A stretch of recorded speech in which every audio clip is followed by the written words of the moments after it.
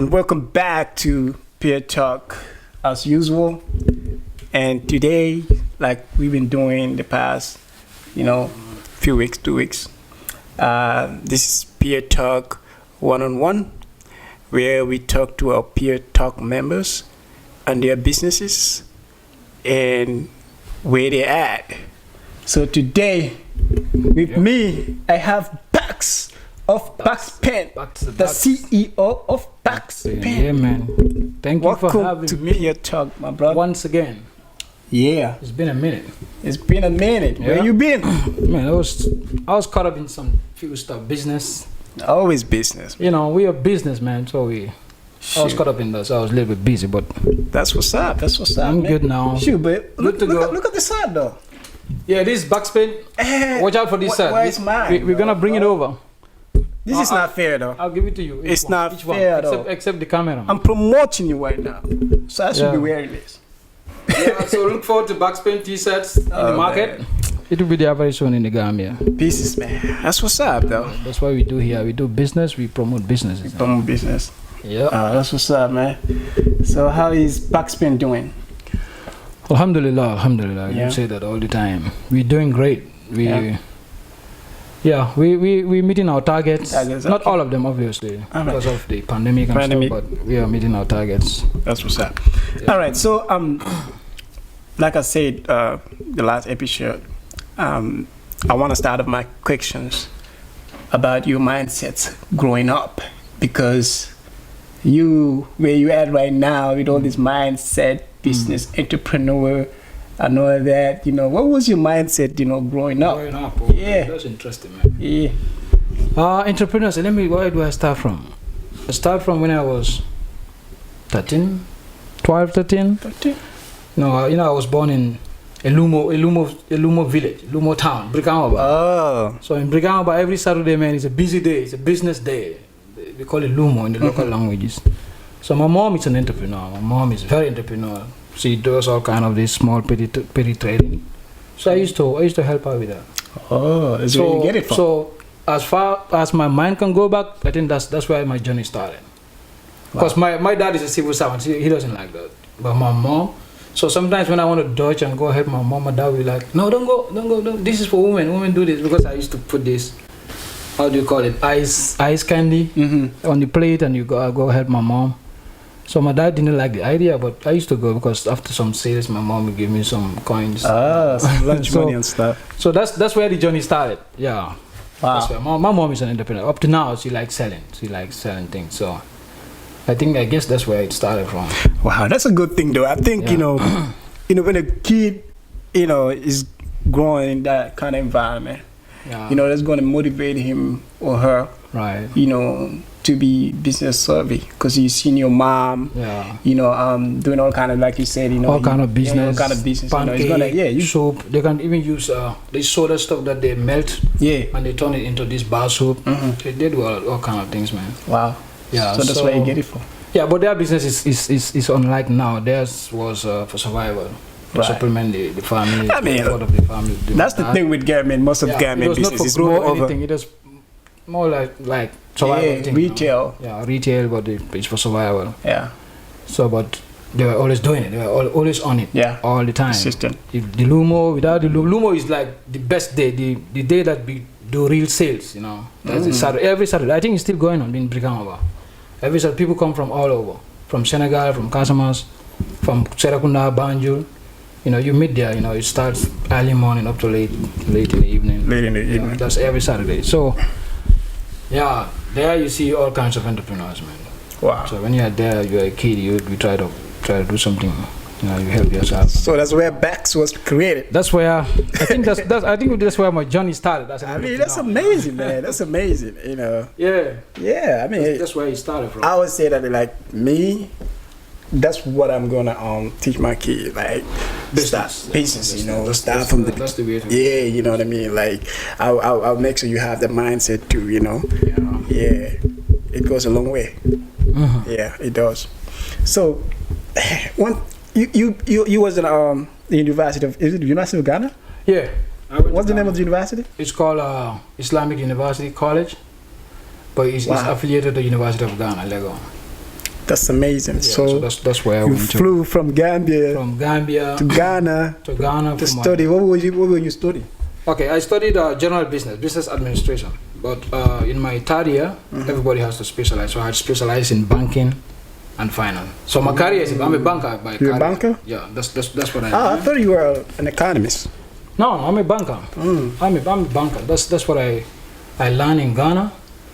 And I went back to Gambia and I worked in the bank. I worked with Standard Chartered for a while. But that's where the journey even became more serious, when I was in the banking system. Because you see, when we were there, we used to deal with a lot of business people.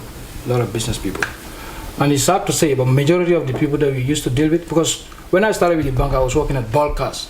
Bulk cash is where the millions and millions will come. That's where the big businesses come. If you have small deposit, you go to the front line. But if you have millions to deposit, right, you go to bulk cash. That's where I used to work. So when customers come there, you gauge them. You see where are they bringing this money from. Now, you don't see them bringing it from offices. No, they bring it from businesses. Wow. So, but when I was there too, another thing that I observed was most of those people who were coming there were Lebanese. They are, let's say, non-Gambians, Indians, Lebanese, and stuff like that. Gambians used to come, but maybe far and few. But majority of the people who used to come with those millions are foreigners. Wow. And then the sad part of it is, we do the deposit and everything. But do you know that those monies don't stay in the country? They all go out. You can make a deposit for a big businessman, and the following day you come, there is no money in that account. It's all gone. So I can say their profit doesn't spend a week in that country. So why is the money going? That's crazy. Why are our people? Why are the Gambians? So I realized that we Gambians have to do something about this. This cannot continue, because it means that our economy is controlled by. It's like foreign business. Yeah. In banking we call it foreign currency flight.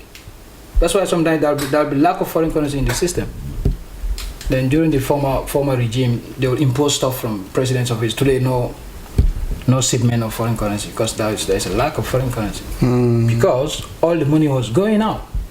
Big businesses are taking money from the economy and sending it out because they are foreigners. So what are we to do about that? Because that's what business is all about. Yeah. How can you solve problems? How can you make sure this thing stops? The only people who can stop it is us, the Gambians. Because when I build a business in Gambia and I make profit, it doesn't go anywhere. It will stay. No matter what happens, it will stay in the Gambia. But if a foreigner does it, it's different. It's going to his country. And you cannot blame them. They are there for that. No, you cannot blame them. Just like us here. We always remit. Every day we are remitting money. Why? Because we are not from here. Pause for a minute. Let me Mr. Adair man is here. Oh man. We can't go without this, man. PeerTalk.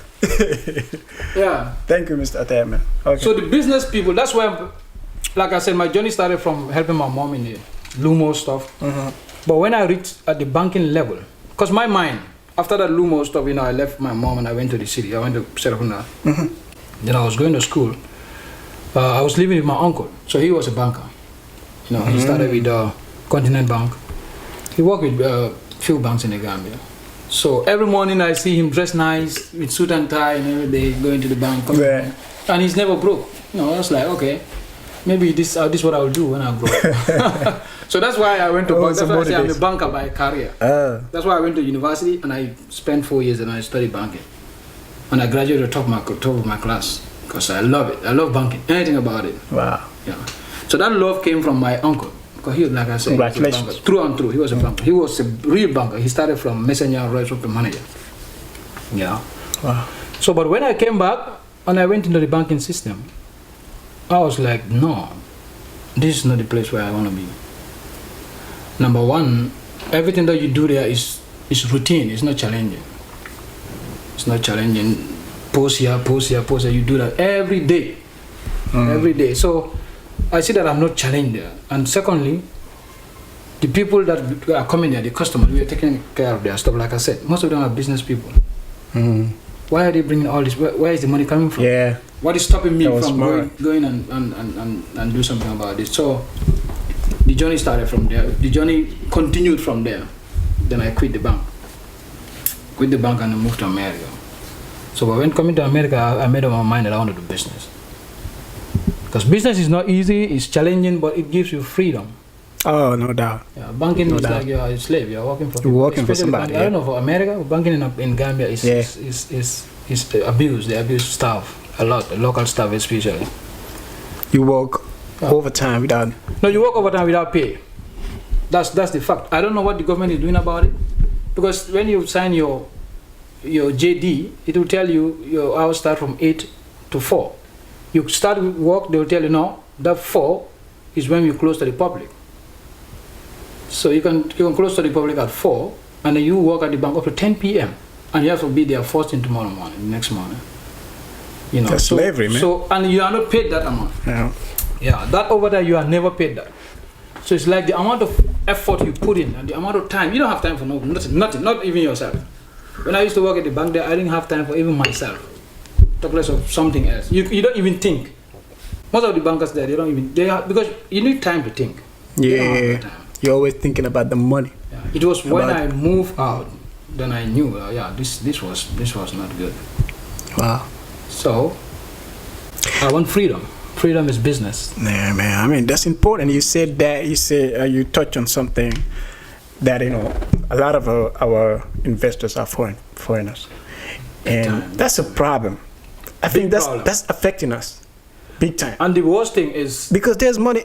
I don't want to mean a comment, but there's money in the Gambia. There's a lot of people who are millionaires in dollars in tell me Gambia, about it. Trust me. Yeah. Mhm. but they're not investing. They're not investing in there. Wherever they, I understand. Like back in the day, Jimmy was there. A lot of people don't want. That was one factor. Yeah, That was because one of factor. because of that. But then, But that's not all. but that's because some people are. Some people did it. yeah, some governments do. I mean, you have to try. I don't know. Maybe like, that's another factor. But I don't think we should be thinking like that.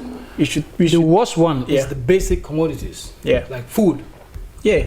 I tell you, man, food is controlled by foreigners. It's not by Gambians. If anybody who tell you that food is, especially rice and so the basic one that you cannot do without, they are not controlled by us. Wow. Yeah, they are not controlled by us. But we have to be positive about it, and so many people are doing a lot about it. Yeah. Yeah, a lot of people are doing. Even though there will be a lot of challenges, because those food importers, they are a big group. Big powerful people. Of course, they're gonna be powerful because they Can you control. imagine that importing rice in the Gambia, you don't pay custom duties Custom up to duties. now. But Yeah. still now, you've never seen them reduce the price of the rice. No, they never do that. The only time I saw somebody do it is when a Gambian came into the system not long ago. Rahma company, they reduced the price because they knew that they were not paying anything on the ports. Because usually it's the ports, especially for importers, we the importers, port always sometimes determine our price, how we're gonna price our goods. So, but if you have duty free, at least. But the only person who can do that is a citizen. Yeah. Yeah, foreigners they are there to maximize it, Maximize. Yeah. to maximize their profit. But as a citizen, you say, "Oh, these are my people. Why you don't put profit before these people? Because these are my own blood." So that's why. But even if you do that, you have to be ready for fights. But that's what happened just not long ago. What do you mean And fights? I don't know whether you follow that guy, the Rahman stuff. Rahma? Rahma, there is this young Gambian who just came into the market, Okay. the food market, and he imports food and stuff. So, but he was in the legal. You mean they issues. fighting him? Yeah, legal terms, like legal issues. Okay, hold on. When you come into business, let's say business, every businessman, most of the time, if you are really serious business, sometimes you have creditors, you owe stuff. Yeah. So, but how can a businessman owe something that is, let's say, purely between you and your supplier or whoever your creditor is? How can that paper leak to the press? And it was leaked by our own fellow Gambian. It's like these people are there and they are supported by our own fellow Gambian to fight Gambian businesses. Oh, I heard about that story. You heard about Yeah, it? I heard about So I don't want to go too much into it because I don't have all the facts. But I'm just trying to give you an example. Yeah. Like how hard it is for a Gambian to enter in certain industries in the country. So, but we have a solution. Let's go back to we have land in the Gambia. Let's go back to that to the most important place where you grow it. Yeah, let's know what we are doing, and then we go back to the land. They don't own those lands. We own them. So let's make best use of them. Yeah. Produce a lot of rice and feed ourselves. Feed ourselves, yeah. Yeah. If you have a lot of rice in the market, their price will come down. It's demand and supply. It will come down. If there's more supply, the price will come down. But don't you think we need to educate our communities more because a lot of people have this mindset that buying rice from the West, or the one that is in the back already is better than the local one. A lot of people have that mindset too. People are proud buying from the shops instead of buying from the farmers. From the farmers in the Gambia. Organic. They don't know that's like real organic. Right? It's all about enlightening. Yeah. And that's why to be a farmer nowadays, it doesn't have to be. You know, in the Gambia, we think farming is for uneducated and the poor. Yeah. No, now we need young people who are educated to go into the farming areas. That way, those people can enlighten our people. You tell them, hey, this rice is 100 times better than what you are eating. You don't even know where this one is coming from. And normally that's what happened. The kind of rice they send us, sometimes they are poor quality. One. Yeah, you cannot even compare it to our rice. Because my mom was a rice farmer. You know, I told you she's a man. She was a big rice farmer in Jahali Pacha. We never used to buy rice growing up. Never. And sometimes she only do 2 plots. That 2 plots can feed us and then even help our extended family back home in Kiam. See, if she could do that at that level, at this back-breaking level, without no machinery, she was able to do that alone, single-handed. How about if we invest in our young people and then encourage them to go into farming? That way, those educated people will go down to the villages and local people and tell them the difference between this rice that we are producing in the Gambia compared to the imported one. And it's sad though, like that's a very good important point you said. Let's support our youth, to venture into farming. One of my cousin's son, he's going to Gambia College right now. He's studying agriculture. Yeah. So I asked him, I'm like, after you graduated, what you gonna do? So I was thinking that, okay, he's gonna be like, you know what, I wanna start a farm, but he was like, I wanna travel. I'm like, yeah, because what you say, people are not seeing the benefit of it. They are seeing it like more of a, last option or something like farming.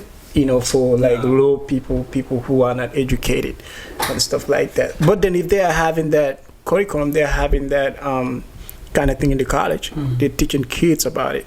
I think it's important for the longest for them to let them know the importance and to show them that this is something that it can pay bills for you. Yeah, I wanted to come to that. Yeah. Our education system too is failing us a big time. It has failed us for a long time and it's still failing us. Because if you look at an average graduate in the Gambia and you ask them what do you want to do, they'll tell you, I want to look for a job. Immediately I graduate, I want to work. Where do you want to work? I want to work in an office. Yeah, because that's how I said That's a failure. Yeah, it's a big time failure. That's a failure. Developed countries don't do that. Yeah. So if you are teaching somebody farming, agriculture, in Gambia College. I went to Gambia College. I do. Damn, dude, you did a lot. But Gambia College, we have School of Education, that's teachers. Yeah. Then we have public health, we have nursing, and we have agriculture. Wow. So if you go to that level, you should be able to teach the students over there that you don't need office now. What you need to do is to take this thing and go do farming, run with it. You will make more. 100 times what the office work is making. Absolutely, no doubt about that. Okay, so that is affecting us big. The education has failed us, big time. Blue collar only. I don't know where it started. Maybe colonialism and stuff. But no. We should change. We should evolve. We should evolve. Yeah. Big time. If not, we will always be depending on. We will always be depending on. There should be funds. For people who are actually going to college for... What is the agricultural minister doing in Banjul? Yeah. Agriculture minister, agri team, the brain. Agriculture, we have a lot of brain. I told you I was born in Sapo. Sapo, I was even young when I was there. I was a little bit younger. But you have a lot of educated guys over there. Master's degree, PhD. A lot of young guys in their 20s, some in their 30s. Wow.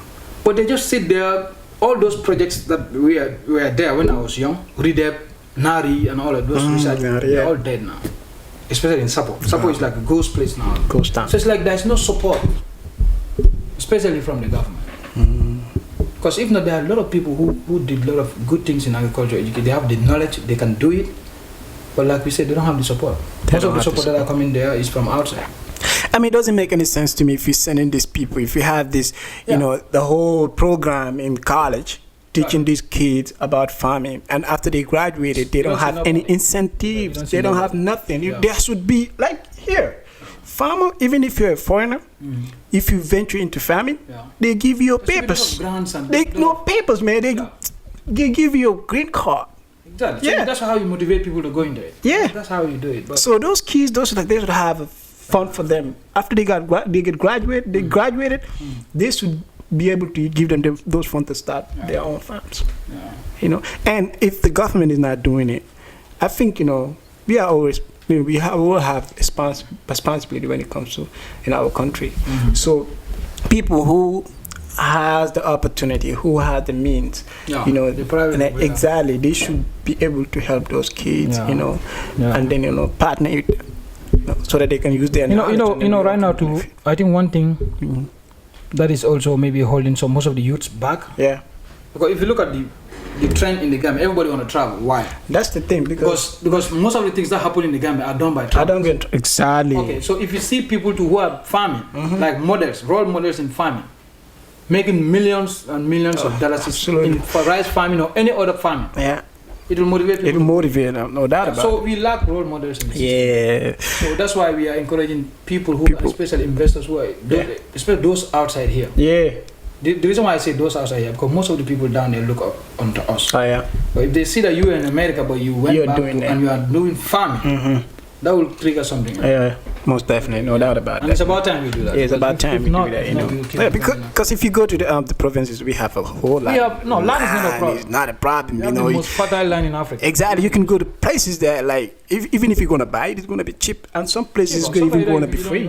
You're not gonna buy it. You just lease it and do it. Yeah, absolutely. Yeah, this is a big topic, you know. You know, we are actually that's bad because this is bad because.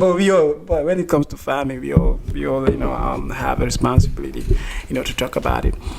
So let's tell us about. I know we in the past episodes, you know, we talk about Backspin, but for some people who might just be watching this show for the first time, so tell us about Backspin.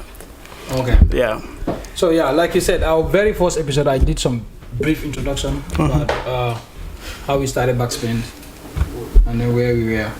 So today I think I'll go over it quickly for the benefit of those who did not watch that one. So like I said, when the changes happened in 2016, you know, before the changes, like you mentioned it here, most of the people who wanted to invest in Gambia or start business, they stayed away because of the kind of government we had.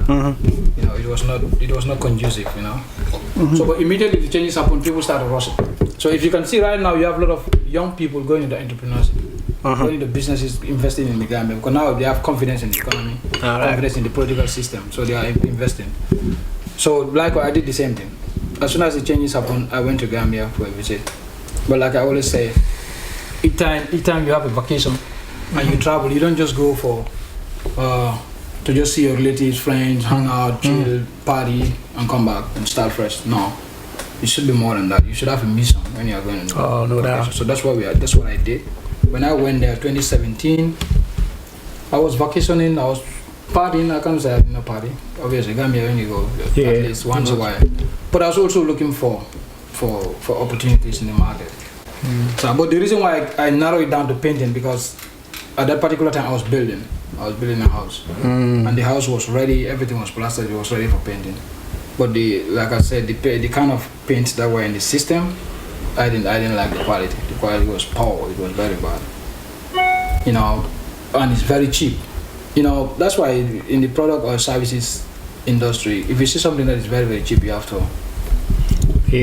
So most of the time there is something under, maybe it has to do with the quality. So the quality was not good actually. So I was like, okay, maybe this is a problem. Like we say, entrepreneurship is all about solving problem. You've seen a problem and you offer a solution, and in the process you make your money and then you make your impact. So that's what we did. I looked at it and I knew this quality was not good. I thought that this is something I can do something about. And when I came back, we made our research. We went into some investigation of our painting, and I saw that the quality here is top notch. American quality is very, very good. And I live in America, so why did I do that? So if Americans are having top quality paints that are lead free, because there is this particular lead thing that Lead free, yeah. So it was abolished in America here since 1980s. There's no house in America here that is painted with lead in it. You know, so but those paints in the Gambia, all of them are full of lead. Lead is a chemical that is bad for health, especially for the young, for your family, the kids. Yeah. So I thought people to deserve this. Yeah, if American people can get the high quality stuff, we are people to deserve it. So that's why we started it. And then also what I observed, we all are from Gambia. So most of the buildings or most of the houses that have been built in Gambia, they are built by diaspora, Gambian diaspora. Yeah, fortunately or unfortunately, but that's the reality. And in those people where they live, they know quality, you know. They live in Europe, most of them live in America.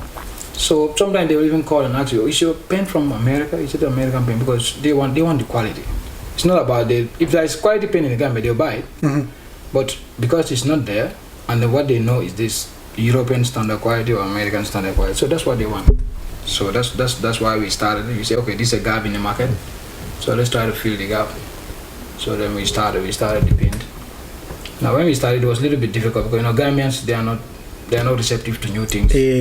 Most of the time they are reluctant before they know it. It takes time. So when we started, like I said, people who live here, when we started marketing, they knew, okay, now we have a paint in the Gambia where you can buy American standard and then you have equality. So that's what we did, and then here we are now. We started with actually, when my first container arrived, I didn't have a shop. I didn't even have a shop, so I had to squat with somebody. Wow. So, but that was smart. Fast forward to today, we have three stores in very good locations in the Gambia, 3 big stores. Wow. So alhamdulillah, that was we started in 2018. So this is 2020, it's 2 years now. We are 2 years in the market. Wow. Yeah, but alhamdulillah, right now people are getting to know us. Because painting is not difficult to advertise. You can see it's a product that you can see. So you don't need to tell somebody. It's not like a services. It's a product. You do it. Somebody sees it, is happy with it, and want to buy it.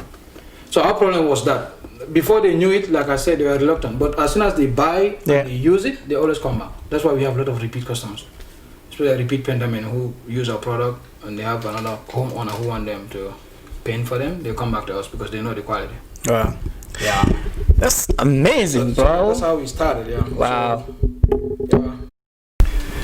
So, thank you so much, man, for sharing that, man. Backspin, man, that was smart of you, though. Like you said, if you go to Gambia, it's important. You can party, you can party, but it's important for you to look around and see the opportunities, because there are a whole lot of opportunities over there. I remember I was watching this video. I think it was a YouTube video, and then this African American guy. It was saying the same thing. It was like, man, this place is full of opportunity. They walk around, because if you're from here, like you see a lot of businesses here, and you go there, you don't see those kind of businesses. Yeah. It's obviously you're gonna be thinking that way, saying, wow, man, I could, So it's important for us to, look into that. Yeah, and then we can party, we can do that, because like here we don't have time for all of that. Yeah. So if you go there, of course you're gonna have good time. But then if you're having good time, look around. Look around, man. We can do something. It's only Gambians who can fix Gambia. Yeah, that was smart. It's only us who can fix it. Yeah. And what we are good at is complaining. Yeah. So you see, smart people or entrepreneurial people who have the business people. Yeah. When you are complaining, me and you are complaining, they are picking ideas from that. From you, yeah. Because complaints means that's a problem. That's a problem. Okay, solving that problem means you are making impact, right? We are giving them answers. So that impact, when people like it, money comes. That's why I say, to be an entrepreneur, you don't have to go in, because that's what is happening right now. The entrepreneurship is so sexy. Everybody wants to be an entrepreneur. But most people want to go into entrepreneurship for the money, for the lifestyle, so they can buy new cars and drive nice and stuff. That is good, but I don't think that should be your first goal. Yeah, your aim, your target should be to make an impact. Yeah, solve a problem, make an impact. Powerful. So that should be your goal. Money will be the result. Money will come. the more you make impact, the more money you will get. The more money you're gonna get. Yeah, the more impact you make, the more money. That's so deep, that impact goes deep. It goes long. I think we'll go into that as we go along. Thank you, man. This guy is deep.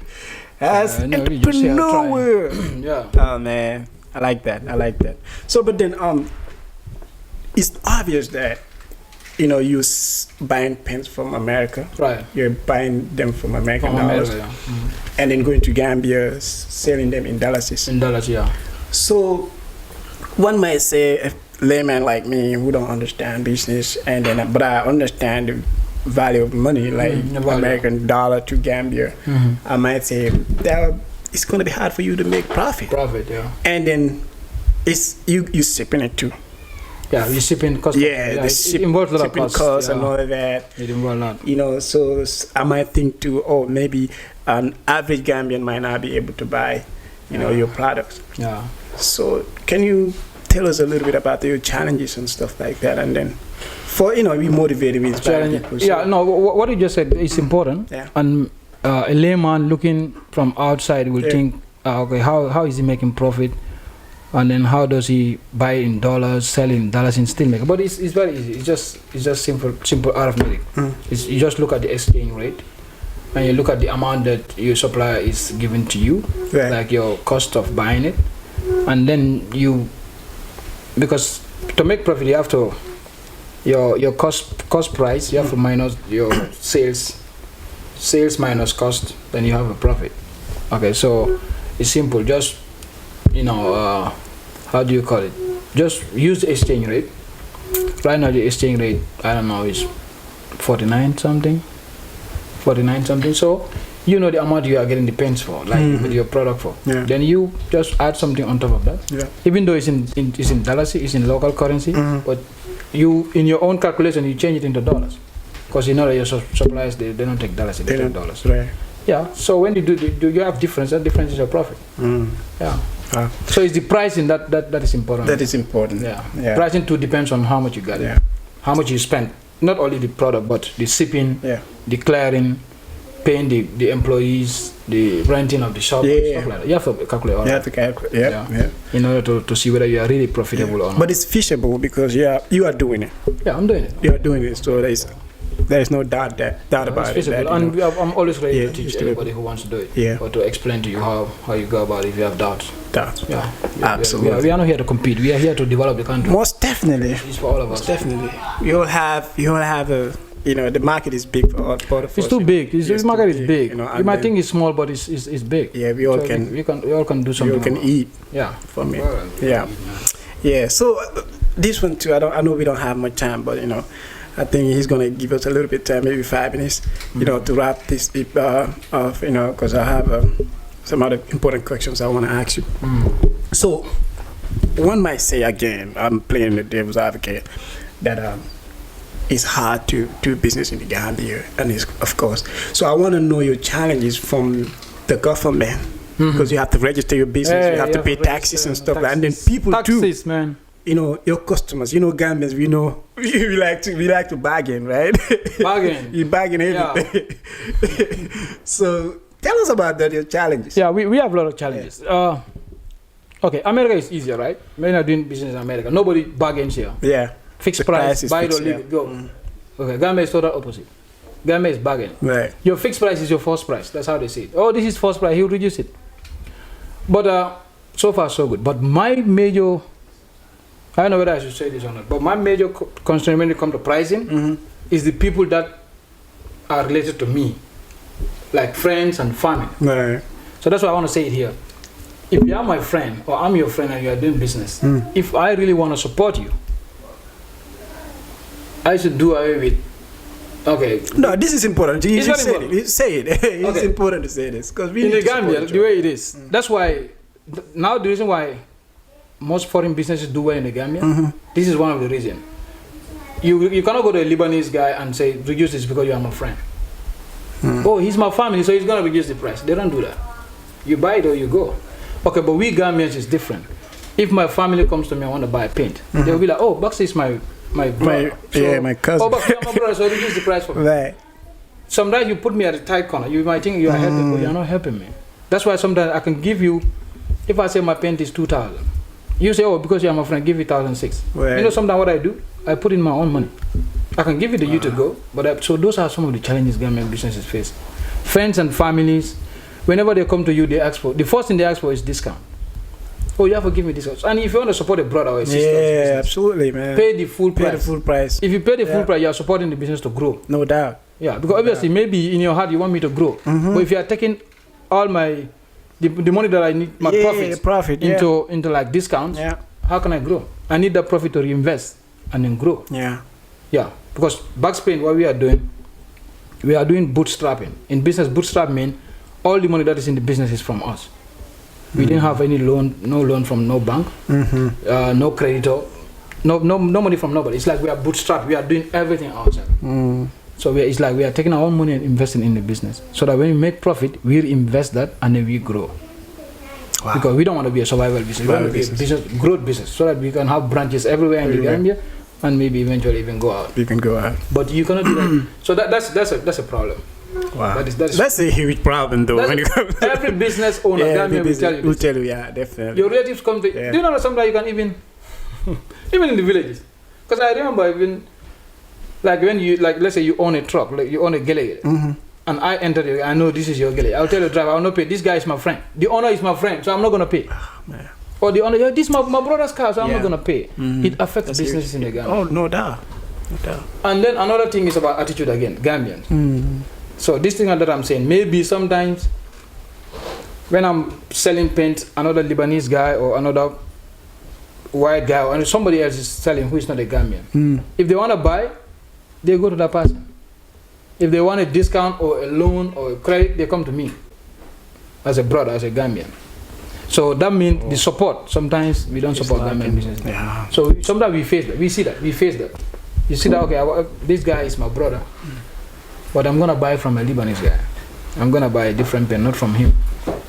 That's self-hate, bro. That's self-hate. We have a lot of Gambians who support our business. That's for sure. A lot of Gambians support. Sure. We thank the Gambians a lot. They support our business a lot. Yeah. But we still have these problems. Every Gambian business is facing that. Wow. We don't support to that level. Man, that's crazy, man. We need to support each other. All right, but let me ask you this last question because, we are almost out of time. And I understand you have a painters too. You do painting. Yeah. You are selling pens at the same time selling pens. That's dope, man. That's super dope. I'm proud of it. I have these young boys all under 30. I think that's one who is over 30. That's the head. But the rest are all kids under 30. There are 14 of them now. We even have a female painter. That's what I'm even more proud of. Wow. We have a female painter who is not. It's not like painting is hard, only job. She's a teacher, like a PE teacher, a soccer referee, and a painter. So that's why when you see those kind of things, it gives you hope that Gambia will get there. Because 5 years ago, you will never imagine a female painter. Now we have them in the Gambia. Wow. Female taxi drivers, we have them. Female mechanics. You see them. Female masons, right? Exactly. We have them in the Gambia. So it's like, it's promising. The future is promising. Wow. All what we need is a little bit push, encourage them, the government support them, give them grants, and we go back to our education system and make it clear to the future generation that you don't have to come here, get education and go and work for somebody. You can come here, get your education and create a job, work for yourself, create a job, contribute your quota to the economic development of the country. No doubt about that. Thank you so much, brother, man. Thank you. Don't go just sit at the office. They tell you to do this, you do that. Next day you do the same thing every day. No challenge, nothing challenging. All your life until you retire. Oh man, it's like what have you done for the country? That's crazy. Thank you so much, man, brother, man. A whole lot of gems. We appreciate you. We appreciate whatever you're doing for the Gambia, for the people of the Gambia. Right. You're employing a lot of people. Which is amazing. Yeah, which is really amazing. That's a huge impact. That's a win to me. You know what I mean? If you have a business and the business is just limited to you and your family, to me, I mean, okay, yeah. But that's like self-employment. But if you're employing people outside especially or young people, who are aspiring to be something, and your entity or whatever you have out there is the support system of those people and their families. Right. I mean, that's amazing, man. That's success right there. Thank you so much. We're proud of that. Thank you. Especially the young boys. Yeah. Yeah, they're doing well. Yeah. Because they're busy. Yeah. They don't think about going to Bakary. Yeah. Or they don't have these nerve syndromes. So all they do is get project, go up, And go work. make money, live a decent life. Thank you so much, man. We can talk about this the whole night, bro. Yeah. Yeah, but then thank you for sharing your story. You know, from the Lumo to Ghana. To Ghana, to Gambia, to America, to back to Gambia. Yeah. You're doing your own business. That's like a Gambian dream right there, a dreamer. That's what we call a dreamer, you know what I mean? And then thank you for doing that. I know a lot of people are going to be inspired. A lot of kids who, you know, were in the position you are in right now will understand that anything can happen for anything, me. yeah. If Bucks can do it, I can do better than him. So put your mind to it. Whatever, you know, you're dreaming of, whatever you are aspiring to do, you know, just do it. Do it. Sky's the limit. We're gonna get there one day, Gambia. And I will say one thing. I'm sorry, man. I know I'm taking a little bit of time, but you know, we need to support each other. He mentioned something. A lot of people in the other day I was having an interview with this sister. She was saying the same thing. People go to other businesses than our own businesses. I'm not saying other businesses are not supposed to be there. Of course, we have to welcome others, but you you cannot go and buy their full price. Yeah, you come to me because of you want to use that to get a discount, and then you think, oh, he's my family. He's a Gambian. No, you are not. No, we need to support. That's not support. That's not what we call it. Because the money is gonna stay. If you want to support, buy at full price. Yeah. But that full price is where the profit is, and that's where the money is. Like I say, we don't go to banks. Banks, their interest rate is in double digits. You don't want to go there. Right. It's like you will be working for them. No doubt. So it's better you bootstrap and then you get support. Well, I appreciate you for coming over, brother. Yeah, it's a pleasure. It's a pleasure. We're gonna do one-on-one back again. We're gonna do part 2 you of got this. a lot of things going on. A lot of things going on. You're growing and all that. A lot of things. I'm so happy. By the way, we have a new product in the market. It's called Stucco Filler. In the Gambia, people call it Undo. So when we went to the market, we realized. That's why I say business plan. Don't worry about business plan. If you have an idea, just go in. So when we went into the painting industry, now we are learning more every day. So we realize that there are people here in the Gambia right now. People hardly do painting without using stucco filler.